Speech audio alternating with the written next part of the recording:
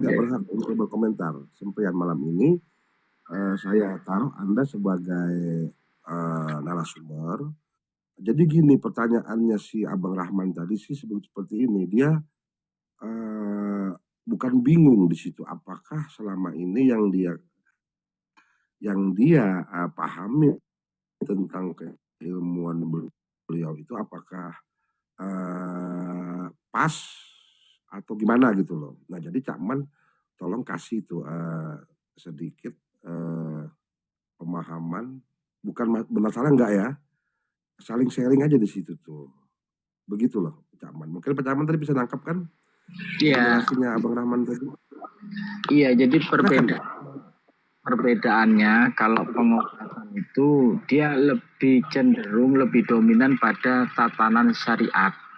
Ketika memahami laisa kamitslihi syai'un secara pandangan orang syariat, itu orang syariat bisa sering disebut juga dalam ilmu toreko ya masih ahlul hijab gitu, masih dia terhijab dengan prinsip-prinsip yang tidak boleh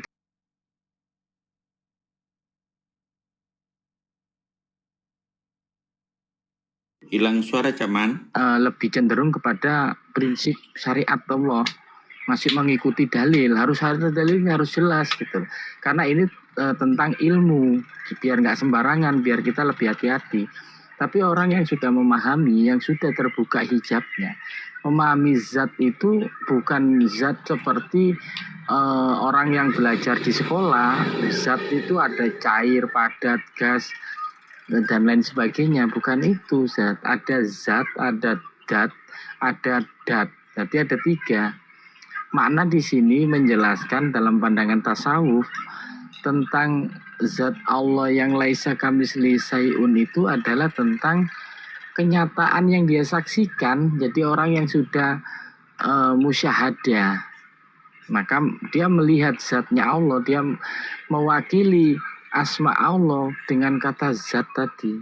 Artinya dia sudah ahad, sudah lebur. Itu bedanya Pak Rahman. Ya pandangan Pak Rahman betul, yang katanya Pak Rahman saya yaitu Allah gitu loh.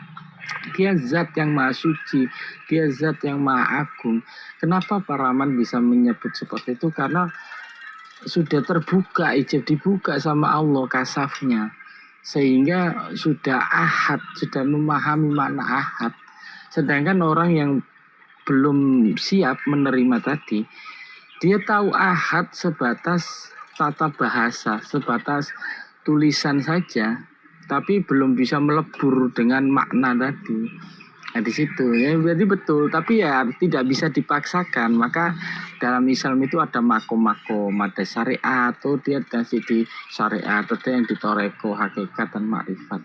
Itu Pak Rahman. Jadi harus bijaklah kita tahu sudut pandangnya, dia memahami ayat ini pada pandangan apa. Kalau masih syariat ya kita nyebutnya masih terhijab, dia harus banyak belajar, bukan meremehkan syariat.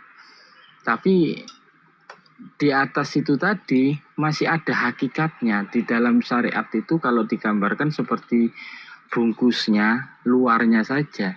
Isinya apa? Itu yang harus dipahami. Untuk memahami isi ya harus dikupas. Cara mengkupasnya itu dengan cara toreko tadi, mengasah, diperbanyak ibadahnya, zikirnya, sholatnya, puasa dan lain sebagainya untuk memperkuat keimanan, sehingga kalau imannya itu sudah benar-benar kuat, dia tidak ada lagi keraguan-raguan, sehingga mengenal Allah tadi itu sudah tidak perlu lagi disebut, dia sudah paham, sudah kenal. Nah itu Pak Rahman. Jadi bedanya menurut saya sama-sama betul. Si pengobatan itu lebih memperkuat prinsip secara syariat. Syariatnya aja. Pak Rahman sudah paham maksud hakikatnya. Ya benar. Tapi kalau antara syariat dan hakikat ketemu, ini kadang-kadang itu jadi debat kusir Pak Rahman. Jadi kita harus memaklumi saja. Kalau sampai seperti anak kecil yang SD, ada SMP, ada SMA, itu beda cara memahaminya. Itu sih kalau menurut saya Pak Rahmat. Jadi betul, jadi nggak ada masalah itu. Sama-sama benernya. Tuh. Makasih. dari saya. Makasih Didago. Bang Rahman ditangkap.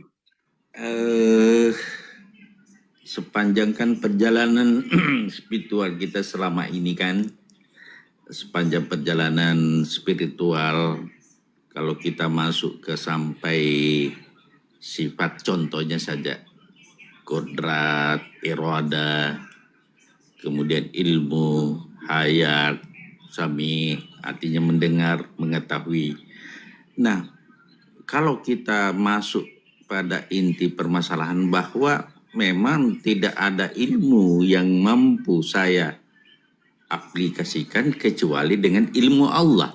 Kecuali Allah mengizinkan itu untuk saya gunakan. Saya tidak mampu berkehendak kalau Allah tidak mengizinkan untuk saya berkehendak. Itu kan sudah masuk ke tauhid ya. Saya tidak mampu bersalat kalau Allah tidak mengizinkan saya untuk salat. Nah, masalah kemudian adalah ini kan juga Allah mengizinkan juga untuk bermaksiat. Ada orang-orang bermaksiat kepada Allah, misalnya membunuh dan sebagainya itu tanpa sebab, tanpa alasan yang dibenarkan oleh syar'i. Itu juga diizinkan oleh Allah. Tetapi Allah tidak ridho. Nah, disinilah fungsinya Al-Quran tadi sebagai furqan. Dan hati juga sebagai furqan pembeda. Memilah dan memilih. Nah, di sini antara irada Allah dan free will yang ada sama manusia, apakah menurut Dinda Cakman ini mohon sedikit perbedaan yang sangat tipis antara irada Allah dan kehendak manusia yang sedikit ini. Kehendak Allah itu kan tak maha berkehendak. Kita cuma berkehendak. Allah maha mengetahui. Kita cuma mengetahui.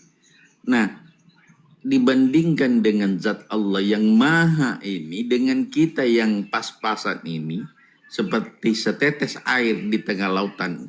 Itu nikmat Allah. Bagaimana Pak Cakma melihat ini? Posisi kita ini sebagai orang yang dalam perjalanan spiritual sebagai pejalan ini. Misalnya sampai tingkat fana melebur ya, sampai tidak mampu lagi berkata-kata kecuali kehendaknya, itu sudah tingkat fana. Nah, bagaimana Cakma menyikapi hal-hal seperti ini? Di mana free will kita? Mohon sedikit. Ya, silakan Cakman. Mungkin Bang Boril mau menambahkan, silakan. Saya momot, saya belum berkomentar. Oh iya. Iya, jadi dalam tauhid ada beberapa perbedaan cara memahami tauhid itu sendiri. Ada yang paling frontal adalah Jabariyah. Jabariyah itu segala sesuatu ya dari Allah. Kita makan ini Allah yang mentakdirkan. Kita tidur Allah yang mentakdirkan. Kita bekerja, semua aktivitas kehidupan kita dari kita lahir sampai kita nanti meninggal itu sudah sesuai dengan ketentuannya Allah. Nah, ini ketauhidan yang memang pure semuanya itu diserahkan kepada Allah. Sehingga dia menjalani kehidupan ini ya sesuai dengan kudrat tadi, kudrat yang sudah ditetapkan Allah. Sehingga dia nggak banyak berpikir di situ. Yang menjadi persoalan orang-orang seperti itu pada pandangan free will, dia kayak robot, dianggap robot gitu. Pak Rahman, atau dianggap seperti dia itu hanya wayang gitu. Sedangkan dia diberi akal, kata orang yang free will. Lah pandangan orang free will ini kalau nggak salah dipahami pada kajian tauhid secara qadariyah. Jadi ada kadarnya, mana yang harus benar-benar dari Allah, mana yang dari manusia. Itu tergantung pada keadaan dia. Urusan apa ini? Kalau urusan ibadah itu memang Allah yang mengatur semua. Tapi kalau urusan dunia, manusia diberikan free will tadi, dia diberikan kuasa sama Allah. Ini pandangan free will seperti itu perbedaannya. Kalau Jabariyah semuanya Allah gitu, mau urusan dunia, mau urusan akhirat, semuanya itu Allah yang mengatur. Kita tinggal menjalani saja. Sehingga keimanan orang seperti itu fanatik sekali, sangat fanatik gitu. Sedangkan orang yang Jabariyah kadang-kadang itu lebih cenderung kepada nafsunya tadi, karena dia menganggap dia punya free will, sehingga antara dunia dan akhirat kadang-kadang dicampur aduk. Dia nggak bisa membedakan mana yang dari Allah, mana yang dari benar-benar dari dirinya, nggak bisa membedakan, karena dianggap semuanya itu ya karena dia diberi akal gitu. Nah, kalau saya sendiri mencikapi, kalau di di alul sunnah wal jamaah itu yang dicontohkan sama Rasulullah, di antara keduanya, kalau untuk ibadah memang kita harus berserah diri kepada Allah semua karena Allah. Tapi kalau urusan dunia ya sebenarnya itu ya karena manusia itu tadi diberi akal pikiran, dan itu free will itu sendiri adalah karena tidak bebas gitu. Sebenarnya tidak benar-benar bebas, ada batasan-batasan, ada aturan-aturan yang sesuai dengan syariat Allah. Saya rasa untuk mensikapi itu ya kita ikut syariat tadi Pak Rahman, yang paling klop itu syariat. Oke, saya paham saudaraku. Saya jadikan satu contoh saja, contoh. Pak Rahman, coba Mas Imam mau menanggapi tadi dari narasinya dari Pak Rahman. Pak Imam. Silakan. Biar Pak Rahman dulu, monggo Pak Rahman. Enggak, gini, dia enggak muter tadi tanggapan Abang Cakman seperti itu. Nanti tanggapan kamu seperti apa tentang narasinya pertanyaan dari Bang Rahman, nanti biar kembali nanti ke Pak Rahman. Silakan Mas Imam. Maksudnya gini Luril, kan tadi sudah ditanggapi dulu ke Cakman ya toh. Nah kemudian bagaimana apa yang diterima oleh Pak Rahman dari tanggapannya atau narasinya Cakman gitu loh, biar menurut Pak Rahmannya gimana dulu gitu loh Ril. Oke, saya sepakat dengan Cakman bahwa Jabariyah itu kita robot ini, waduh, untuk apa ada surga neraka, semua Allah sudah ciptakan kok, sudah tentukan, sudah pastikan bahwa kita mau ke kiri ya ke kiri, ke kanan, tidak ada lagi misalnya lampu merah terobos saja, tidak ada aturan yang mengikat kita. Jabariyah itu saya tidak sependapat, tetapi ada juga memang ada artinya Jabariyah secara menyeluruh. Contoh saja, di dalam tubuh ini ada alat kita yang bergerak tanpa diperintah, contoh jantung bergerak terus tanpa ada perintah. Itu Jabariyah itu. Coba suruh stop, tidak bisa. Tetapi ada juga tangan ini bisa digerakkan ke kiri, ke kanan, ke atas, ke bawah. Nah, antara bergeraknya tangan dan bergeraknya jantung saja ini sudah terjadi perbedaan antara Jabariyah dan Qadariyah. Disinilah perlu gabungan keduanya saudaraku, menurut pemahaman saya. Gabungan antara Jabariyah dan Qadariyah. Tidak boleh kita Jabariyah secara keseluruhan, tidak boleh juga secara Qadariyah secara keseluruhan. Karena boleh jadi hari ini kita merencanakan sesuatu, ternyata besok yang terjadi lain daripada apa yang kita perkirakan. Berarti kemampuan kita untuk merencanakan tidak harus terjadi seperti apa yang kita pikirkan, tetapi kadang juga terjadi apa yang kita pikirkan, apa yang kita rencanakan sesuai dengan kenyataan. Maka di sana Allah ridho dengan apa yang kita kerjakan, Allah izinkan apa yang kita kerjakan. Kadang juga Allah mencegah kita untuk melaksanakan sesuatu. Jadi di sini peran fungsi manusia sebagai hamba Allah dan fungsi Allah sebagai penentu kebijakan, karena di dalam Al-Quran mengatakan begini, fa'alhamaha fujuraha wa taqwaha, kan begitu. Allah sudah mengilhamkan dua potensi pada diri manusia, potensi untuk berbuat baik, potensi untuk berbuat jahat. Kad aflaha man zakkaha, beruntunglah orang yang mensucikan hatinya, fakad haba man dasah, dan merugilah orang yang mengotorinya. Artinya Allah memberikan suatu solusi bahwa beruntunglah orang yang mensucikan hatinya dan merugilah orang yang mengotorinya. Artinya orang-orang yang mensucikan hatinya larinya kepada takwa, orang-orang yang mengotori hatinya larinya kepada fujur.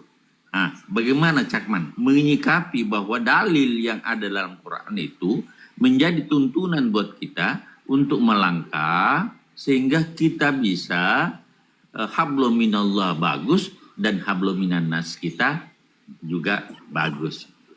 Nah, atau Bang Imam dan saudara-saudaraku silakan kasih penjelasan. Mohon pencerahan. Ya, silakan Mas Imam. Oke, Bang Rahman. Kita kayaknya udah pernah ketemu ya Bang Rahman ya. Oke. Ya.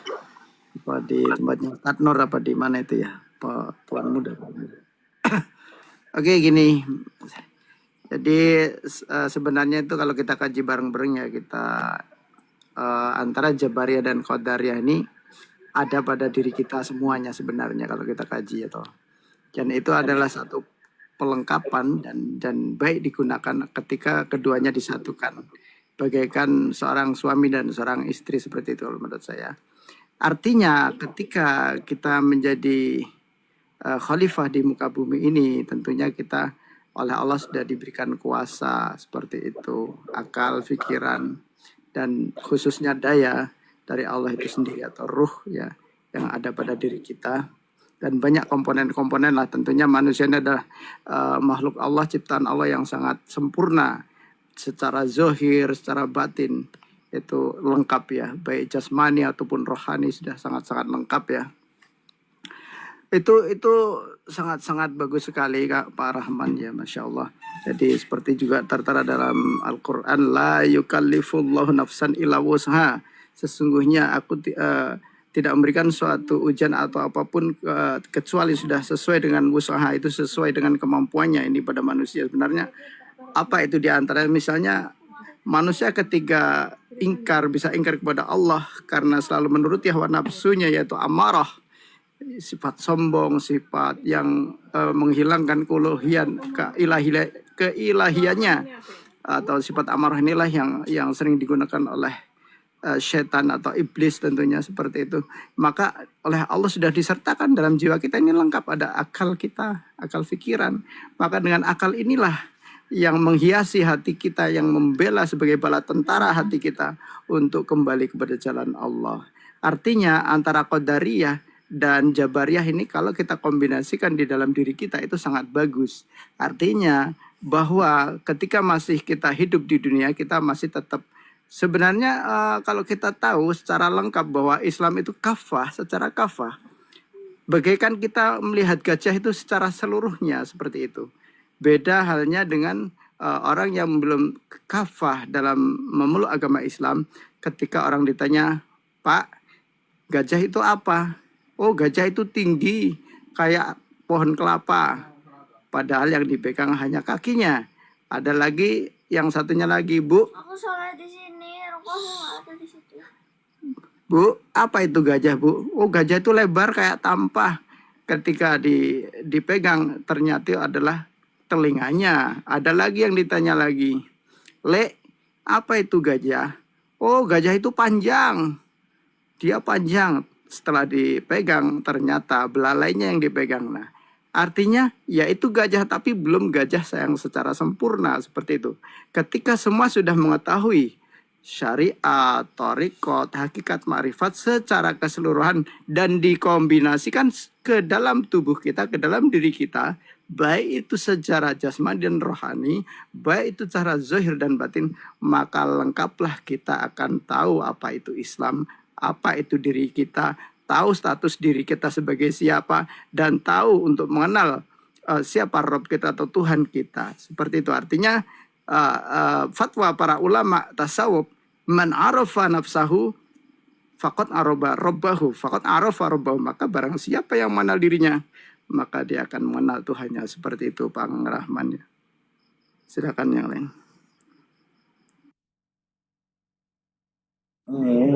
Bang Gibril, mau nambahin Bang Gibril? Silakan Bang Gibril. Bang Gibril, biar yang lain. Bang Gibril mau menambahin atau Bang Sang Pemuja Dunia? Bang Sang, ada tamu ya, mungkin masih ada tamu. Abang Cahaya, Bang Cahaya monitor. Masih ada tamu mungkin teman-teman. Bang Rahman masih monitor Bang Rahman?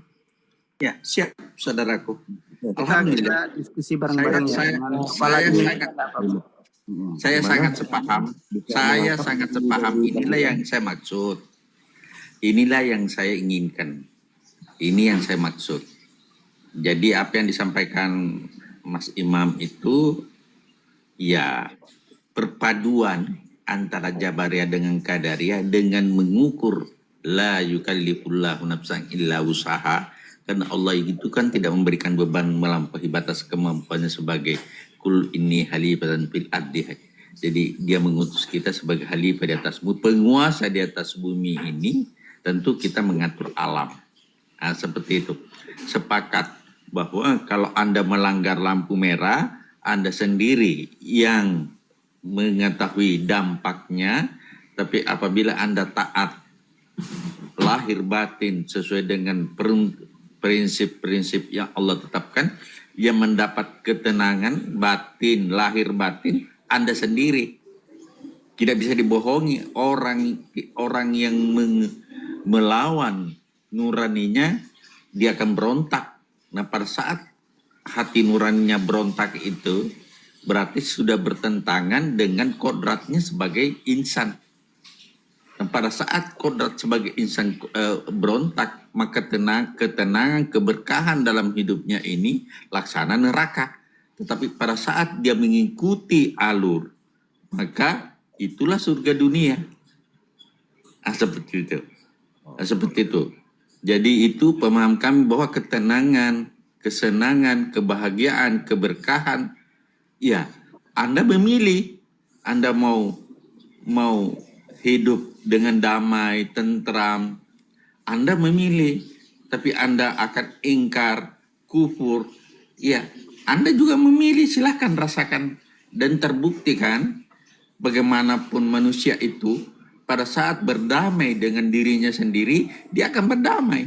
Tetapi kalau saat tidak mampu berdamai dengan dirinya sendiri, dia akan kacau balau dalam kehidupannya. Dan dia bisa rasakan. Nah, rasa itulah yang tidak pernah bohong pada dirinya. Bahwa ini tidak benar. Ini tidak benar. Tetapi pada saat kita labrak itu, maka yang terjadi adalah siksaan Allah yang sangat pedih. Nah, seperti itu. Maka kehidupan ini menjadi pelajaran yang sangat berharga buat kita pribadi dan masing-masing saudaraku. Tentu perjalanannya masing-masing sudah dirasakan. Sehingga apa? Yang menjalankan tuntunan sesuai dengan apa adanya, Allah memberikan ketenangan, keberkahan, dan kebahagiaan. Tetapi yang menjauhi tuntunan itu, maka hatinya juga akalnya akan berontak. Nah, seperti itu. Oke, gimana Cak Man? Saya rasa Cak Man tadi mengasihkan narasi poin juga, Bang. Iya, benar kata Pak Imam. Jadi sebenarnya itu sepasang antara Jabariyah dan Qadariyah itu seperti asbab dan tajrid. Orang asbab, orang tajrid itu, asbab itu melihat sebab. Orang yang memahami secara free will, dia melihat segala sesuatu itu melihat pada sebabnya. Allah menjadikan segala sesuatu itu tentu ada tujuannya, ada maksudnya, ada hikmahnya. Nah, itu cara berpikir orang free will. Sehingga kita itu diberikan pilihan bujura dan taqwa tadi. Karena ini potensi yang ada di dalam diri manusia untuk menjaga keseimbangan alam itu sendiri, free will itu. Sedangkan orang yang Jabariyah itu cenderung pada tajrid. Dia sudah benar-benar pasrah diri, totalitas. Dan itu tidak bisa dibuat-buat sebenarnya. Orang yang masih ada di tajrid, jangan mengharap pada kondisi asbab. Karena dia nggak bisa. Segala sesuatu itu ketika dia yang merencanakan, rencananya itu nggak sesuai dengan apa yang dia harapkan. Artinya dia dipaksa sama Allah agar dia mengikuti apa yang sudah ditetapkan Allah. Ya, konteks seperti ini dia dilatih seperti ditempa. Maka orang-orang yang free will itu orang-orang yang ditempa sama Allah, diajarin gitu. Nanti kalau dia berbuat sesuatu yang tidak sesuai, dia mendapatkan konsekuensinya sendiri, dia mendapatkan akibatnya. Itu jadi pelajaran buat dia, sehingga membuat dirinya lebih matang lagi. Nanti pada ya Jabariyah, pada puncaknya semua manusia, misalnya orang sudah tua, nggak bisa ngapa-ngapain, free will-nya itu sudah lemah, sehingga dia dipaksa mau nggak mau harus mengikuti kehendaknya Allah. Dan disitulah pemahaman Jabariyah bisa kita ambil. Ya udahlah, semuanya itu sudah menjadi kehendaknya Allah, tidak ada daya dan upaya. Nah, jadi tidak bisa kita sendiri yang menentukan, karena semuanya itu sesuai dengan fase-fasenya, sesuai dengan kebutuhan kita. Dan ada orang yang memaksa ingin seperti orang yang sudah tajrid tadi, padahal dia masih muda, tapi dia pakai ilmunya Jabariyah. Ya akhirnya males gitu loh. Dia nggak kerja, ngapa-ngapain. Ya kaya, memang kaya, tapi sudah menganggap dirinya sudah karena Allah semuanya. Akhirnya orang itu ngelihat dia malah nggak dapat pelajaran, nggak berguna dia. Tapi secara kerohaniannya dia merasakan keimanannya itu, merasa benar-benar sudah deket sama Allah, padahal masih muda. Dan ini kalau sama di zamannya Nabi dulu, ya artinya ditegur. Ada ya cerita sedikit cerita di Gresik, namanya Abu Bakar Gresik itu 40 tahun nggak ngapa-ngapain di rumah aja karena ingin memaksakan dirinya makom tajrid kan.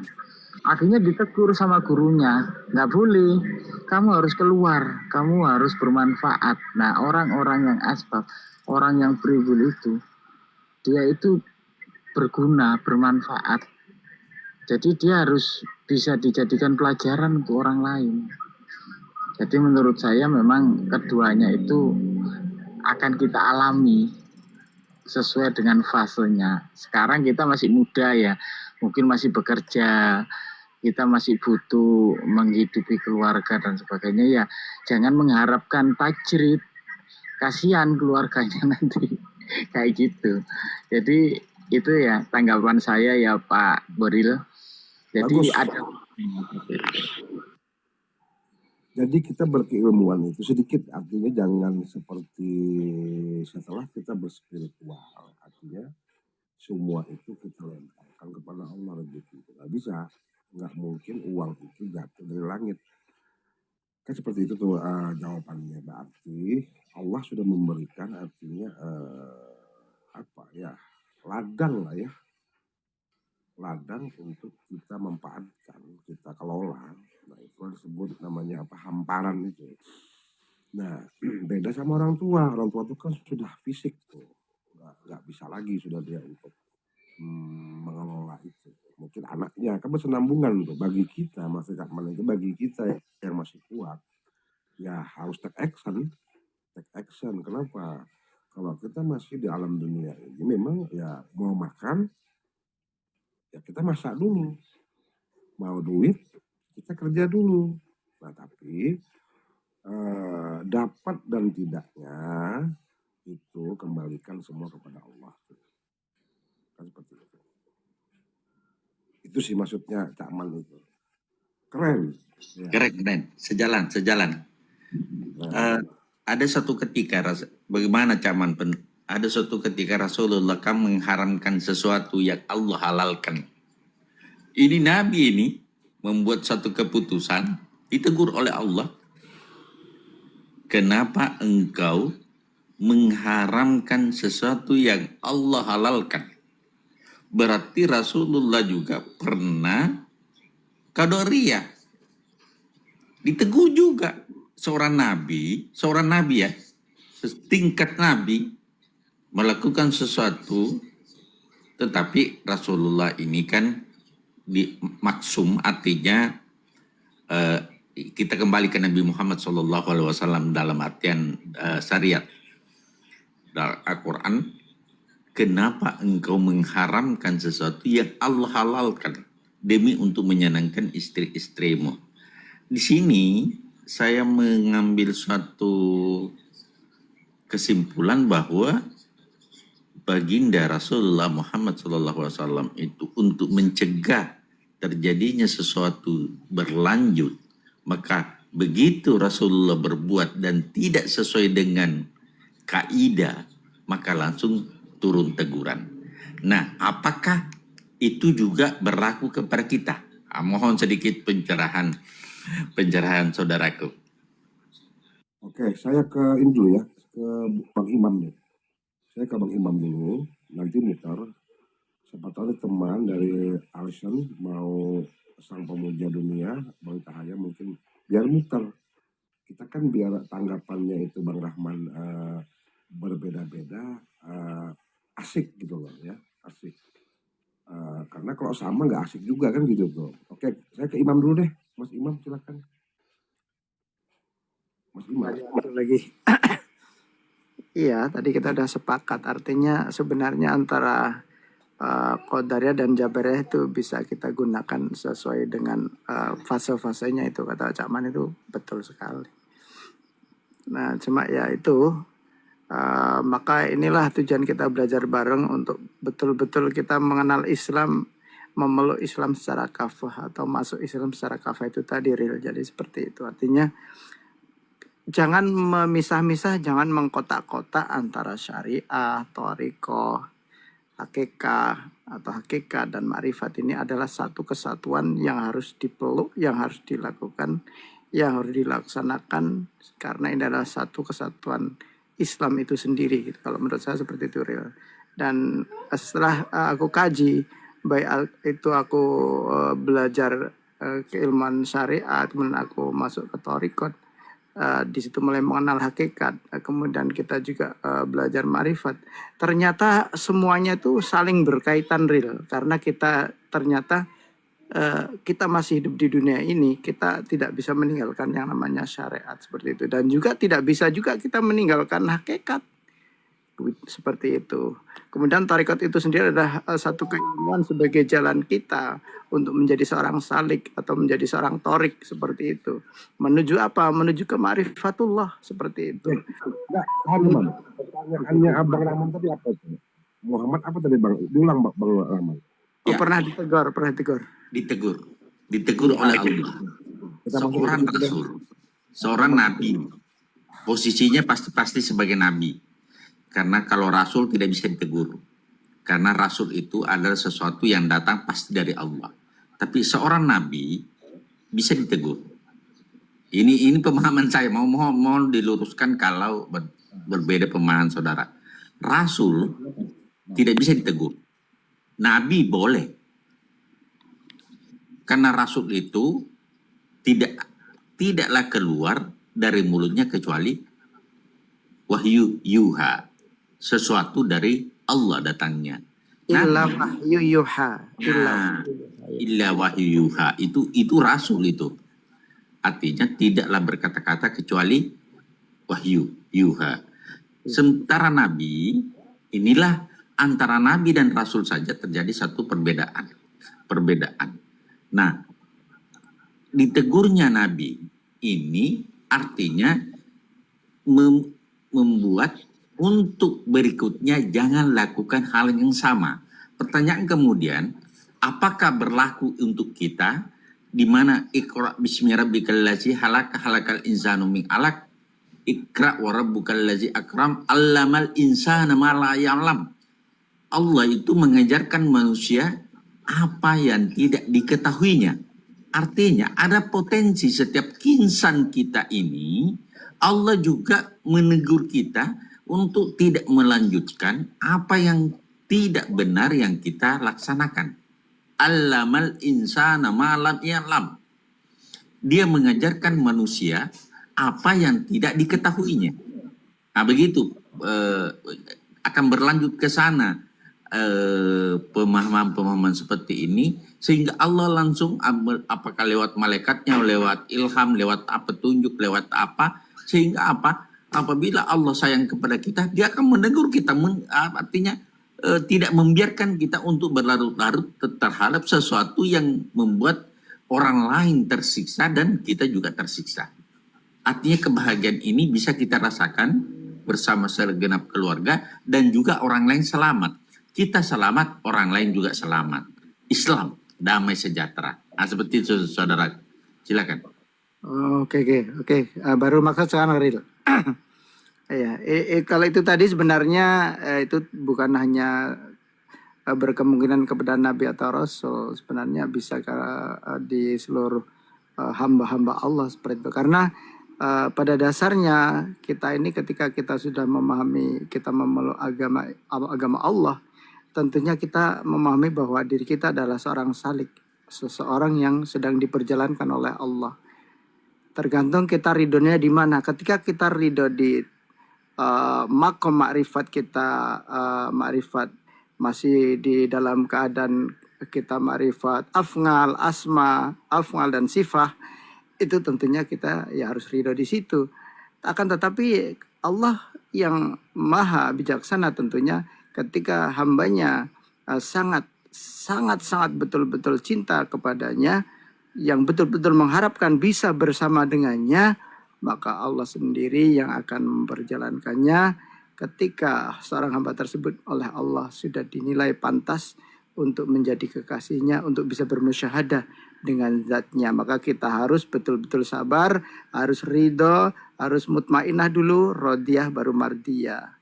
Seperti itu. Jadi tadi kok mengapa Allah itu menegur atau bagaimana? Itu adalah salah satu afngal Allah untuk memaksumkan atau melindungi dari hambanya atau kekasihnya atau nabinya atau utusannya supaya tidak berkelanjutan untuk berbuat maksiat atau keluar dari ril seperti itu, namanya maksum seperti itu Kang Rahman. Keren. Gimana Pak Rahman? Apa tahan dulu? Saya maksud. Biar, Ini yang saya maksud. Sebentar, tahan dulu. Ya. Saya pingin jawaban dari teman lain. Gimana Cahaya bisa mau kasih narasi? Cahaya monitor. Bang Koko bisa nambahkan? Mungkin sudah menangkap tadi. Iya. Koko, Sarah. Assalamualaikum warahmatullahi wabarakatuh. Assalamualaikum Dr. Rahman. Salam saudaraku Sera-Sera. Silakan. Apa kabar? Masya Allah. Ya, alhamdulillah bihair, alhamdulillah khairan. Khair ya. Minal aidin wal faizin, mohon maaf lahir Mohon maaf lahir batin ya. Ya, aku akan sedikit meluruskan pemahaman mengenai apa itu Rasul, apa itu Nabi ya. Jadi dalam pemahamanku, dalam ilmu yang ku pelajarin, dalam tarekat salihin yang pelajarin, seperti juga pemahaman para wali songo, Nabi, mukmin, wali, mukmin itu derajat kedekatan di sisi Allah. Jadi itu derajat, jadi derajat seorang hamba itu ditentukan tadi oleh namanya ada nabi, ada wali, ada mukmin. Nah kita ini yang bukan wali, ya kita adalah seorang mukmin. Mukmin juga bisa meningkat menjadi wali Allah. Nah, wali Allah meningkat lagi bisa menjadi nabi Allah. Tapi sebagaimana kita tahu bahwa khatamun nabi itu berarti derajat kenabian itu sudah berakhir gitu kan. Bahwa ada 124.000 nabi yang sudah pernah hadir di muka bumi ini. Tapi Rasul adalah seorang yang menerima risalah gitu. Menerima wahyu, menerima risalah untuk disampaikan kepada umatnya. Derajat kedekatannya seorang nabi juga. Jadi maka ada nabi, ada rasul. Tapi ya nggak semua nabi menjadi rasul gitu kan. Artinya nabi, wali, mukmin itu hanya buah derajat kedekatan gitu. Itu yang aku pahamin seperti itu. Jadi tapi dalam kitab yang aku pernah pelajari namanya Tambi Al-Masih, Al-Kusasi itu gurunya si Abdul Raib Singkil. Dia bercerita kepada Abdul Raib bahwa dia bermimpi bertemu dengan Nabi Muhammad. Lalu dia bertanya, ya Rasulullah, siapakah orang yang paling dekat kepada Allah? Jawab Nabi di dalam mimpinya itu, orang yang paling dekat pada Allah adalah orang yang zatnya melebur ke dalam zatullah dan sifatnya melebur ke dalam sifatullah. Ini adalah pernyataan fana ya. Fana di dalam zatullah dan fana di dalam sifatullah. Inilah sebetulnya wali-wali Allah itu derajatnya sampai sedemikian. Ini orang yang paling dekat di sisi Allah itu. Derajat kenabian tuh dia fana di dalam af'al dan sifatullah gitu kan. Jadi itu derajat lah. Nabi, wali, mukmin itu derajat. Mudah-mudahan kita tuh bisa lah nanti. Selain mukmin nanti Allah karena Allah ridho kita jadi wali. Setia wali alam laut nih. Wali Cakman. Keren tuh, wali Imam, wali Gabriel. Mantap sih. Wali sang pemuja. Kalau aku mau jadi wali nikah aja lah. Siapa yang mau dinikahin? Aku jadi walinya. Tadi mengenai tadi itu, kenapa Nabi ditegur ya? Ketika dia ingin menyenangi istri-istrinya, asbabun nuzulnya kan dia ingin menyenanginya dan mengatakan ini yang mungkin aku salah baca atau enggak. Dia mengatakan bahwa madu itu diharamkan baginya gitu ya, karena salah satu hal ya. Artinya begini, ketika kita sudah dipahamin kepada hukum syariat dan hukum syariat itu udah ada ketetapannya, Allah itu menginginkan kita siapa saja sebetulnya. Janganlah kamu mengharamkan apa yang Allah sudah halalkan di dalam hukum syariat itu gitu loh.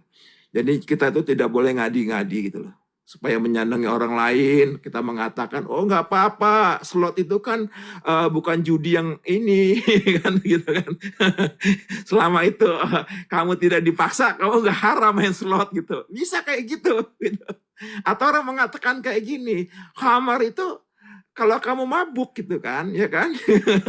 Selama kamu nggak mabuk, ya nggak apa-apa minum aja gitu loh. Ini kan pemahaman yang keliru gitu ya.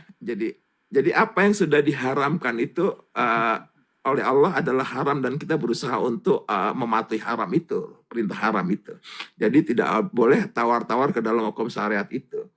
Cara kalau kita sampai kita melanggarnya, kita bertobat kepada Allah, tapi jangan kita membuat satu fatwa baru gitu loh. Gitu. Jadi ini nggak boleh sebetulnya. Kalau kita melanggar, mungkin kita karena situasi dan kondisi kita meminum yang haram, ya kita cepat-cepat bertobat lah begitu kan. Atau kita tanpa sengaja, aku pernah begini ceritanya. Aku kerja di perusahaan Amerika lah. Pada saat itu kantorku tuh di Philadelphia. Salah satu hiburannya adalah datang ke ke Atlantic City. Atlantic City itu kota seperti Las Vegas. Dan kita dikasih duit untuk bermain judi gitu loh. Jadi kita kan menghormati ya event organist. Jadi kita ikut main judi gitu loh. Itu tahu kita main judi itu haram gitu loh. Ya tapi setelah main itu uangnya habis, ya kita taubat gitu, ya Allah. Ini nggak sengaja nih gitu loh. Maksud itu gitu teman-teman. Jangan sengaja kita tuh udah tahu haram tapi ini enggak haram gitu loh. Tapi kalau saya pikir kalau kita melanggar yang haram ya cepat-cepat bertobat aja lah. Dalam hati Ustaz Sera masih tahu bahwa itu haram ya? Tahu haram gitu loh. Tapi kan menghormati tadi.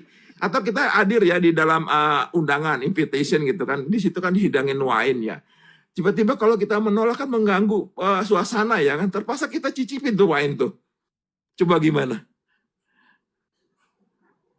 Tapi kita tahu itu loh. Gitu loh. Gitu. Tapi nggak kita mengatakan, enggak loh, wine ini nggak haram gitu. Itu salah. Mungkin bukan haram kali Pak Bang Ustadz. Hati gitu. Artinya hati kita nggak setuju bahwa itu adalah suatu kebenaran karena itu betul-betul kemungkaran gitu Ustaz. Iya benar memang. Itu sebetulnya karena situasi dan kondisi akhirnya kita terpaksa terjebak di dalam situasi itu gitu loh. Iya, tapi ya pokoknya hatinya Ustaz Sera jangan setuju seperti itu. Artinya hati itu selemah-lemahnya iman seperti itu harus tetap benci, harus nggak setuju bahwa itu adalah satu kebenaran. Iya, dasarnya nggak setuju tadi kan terpaksa itu gitu loh, karena situasi dan kondisi gitu. Pak Ustadz Sera-Sera. Tapi kan hatinya Ustadz Sera nggak membenarkan kan waktu itu dalam hati Oh loh. enggak membenarkan itu. Ya udah nggak apa-apa. Iya. Mangga. Gimana Sang? Kalau itu bukan haram kali. Mungkin perbuatannya yang salah gitu. Kalau diharamkan kan duitnya itu udah kemana-mana itu bisa ini kan. Ini Hah? ku ceritain lagi kejadiannya kan, bosku datang nih ke Indonesia ya kan, kita buat seminar. Lalu kita pergi ke tempat karaoke, kita dipesanin satu LC, gimana coba? Ya itu kan perbuatannya yang salah gitu. Kita kan nggak bisa tiba-tiba, sorry bos, gue nggak bisa kayak gini, kita tinggal pulang gitu kan. Terpaksa kan, kita duduk di sebelahnya kan. Jadi yang salah yang berbuat gitu. Kalau yang nggak berbuat kan enggak gitu. Maksudnya itu seperti Dr. Rahman tadi itu, asbabul nabi itu janganlah karena kamu menyenangi orang lain lalu kita memutarbalikan hukum itu loh. Yang haram yang tetap haram gitu loh. Yang makruh yang tetap makruh kan begitu. Iya. Ya tetap itu nggak bisa dirubah. Ya tapi kan gini kalau ingat lagi ke cerita itu ya tetap nggak bisa dirubah. Nabi Beda Ibrahim dengan aja ilmu Pak furu'. Sera-Sera. Nabi Ibrahim mau nyembah apa aja apa disalahin sama Tuhannya? Enggak kan? Enggak. Pokoknya Nah, Bang itu dia. Sang, lo mau nyembah botol juga gak peduli Bang Sang. Makanya itu. Jadi nggak bisa di itu ini. Baru udahlah, ketemu itu, sendiri gitu. Ini moderator Alam Lahut itu apa yang opiniku begitu loh, Bang Boril. Kurang lebih. Nah. Silakan yang lain. Pertanyaannya kemudian, Dari apakah kita juga ditegur Bung tahan dulu, Sera-Sera? Abang Rahman, Ya, Abang Rahman tahan dulu. Abang kan sudah sebagai penanya nih dengan keilmuan Abang. Nah saya punya saudara di sini. Ini Mas Gibril nih, monitor Mas Gibril. Mas Gibril monitor. Oke, dia masih menyimak mungkin. Lagi sibuk. Bang Al monitor. Bang Alson monitor. Oke, jauh dari perangkat. Bang Cahaya monitor Bang Cahaya. Bang Cahaya monitor. Mau beli nasi? Mau makan? Gibril kalau memang nanti kalau yang enggak kalau naik coba enggak ada komen di bawah aja dulu Mas Gibril biar yang naik siapa tahu di bawah ada yang mau berkomentar biar nyimak di bawah aja. Mas Gabriel moderator loh, Real. Mas Gabriel itu moderator. Ya. Mas Gabriel, Mas Kak Gibril Sang Muhammad moderator. Cak Man juga ini Sang, moderator. kalau memang enggak ada